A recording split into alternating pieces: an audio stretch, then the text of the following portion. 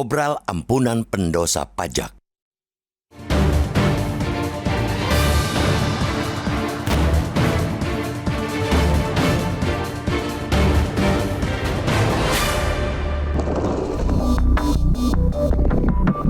Pemerintah dan DPR tentu bukan sedang berkelakar saat berencana akan mengampuni para pengemplang pajak pada tahun depan. Dua lembaga yang ditugaskan mengurus negara itu justru tengah serius untuk mencari sumber-sumber pendanaan belanja negara.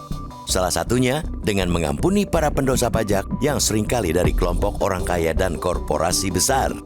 Senin 18 November lalu, pemerintah dan DPR sepakat untuk memasukkan program tax amnesty ke daftar usulan prolegnas rancangan Undang-Undang Prioritas 2025.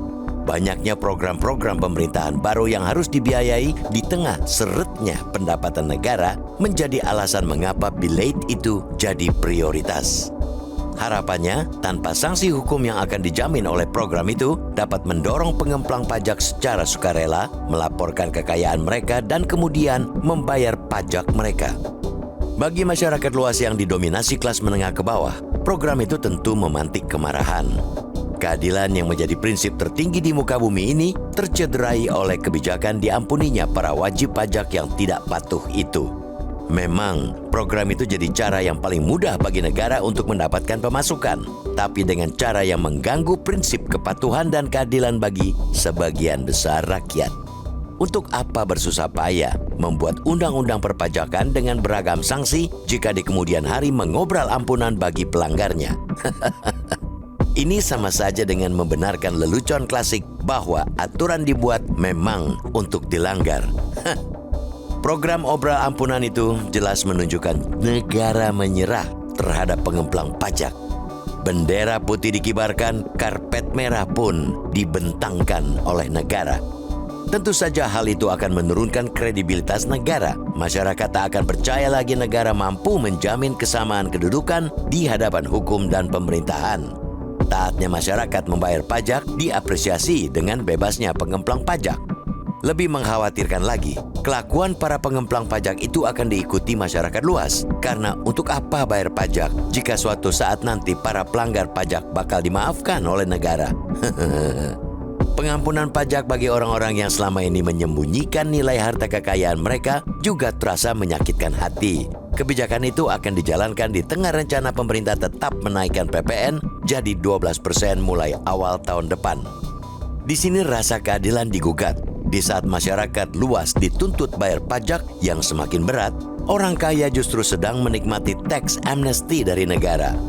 Terlebih, naiknya PPN itu hendak dilakukan di tengah kemampuan daya beli masyarakat menengah ke bawah yang kian pas-pasan.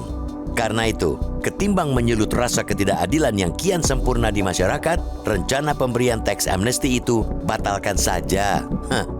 Apalagi saat Joko Widodo memimpin, sudah 2 kali negara menggelar program tax amnesty, yakni pada 2016 dan 2021. Jika program itu kembali dilanjutkan pada 2025, sulit dibayangkan nasib kewibawaan negara ini. Memang hasil pajak yang diraup negara cukup lumayan dari program itu. Dari program yang digelar pada 2016 dan 2017, negara meraup pajak 114 triliun rupiah. Sedangkan dari program serupa di tahun 2021, harta yang diungkap wajib pajak mencapai 594,82 triliun rupiah dengan nilai pajak penghasilan yang dibayarkan sebesar 61,01 triliun rupiah. Namun hasil itu didapat dengan melukai rasa keadilan masyarakat. Sebagian besar publik berharap bahwa negara tidak boleh takluk oleh mereka yang memiliki kekuatan uang. Bila negara takluk, ia akan terjerumus dalam kendali segelintir orang. Memberikan ampunan pajak secara bertubi-tubi mengindikasikan negara lembek. Masih banyak cara yang bisa negara lakukan untuk memaksimalkan pendapatan negara dari pajak. Dimulai dari peningkatan kesadaran pajak masyarakat dan diakhiri dengan menerungku para petugas pajak yang selama ini kong kali kong dengan pengemplang pajak. Lembeknya negara ialah nyenyaknya pengemplang pajak. Sebaliknya, tegasnya negara menjadi ketidakrenangan para pengemplang.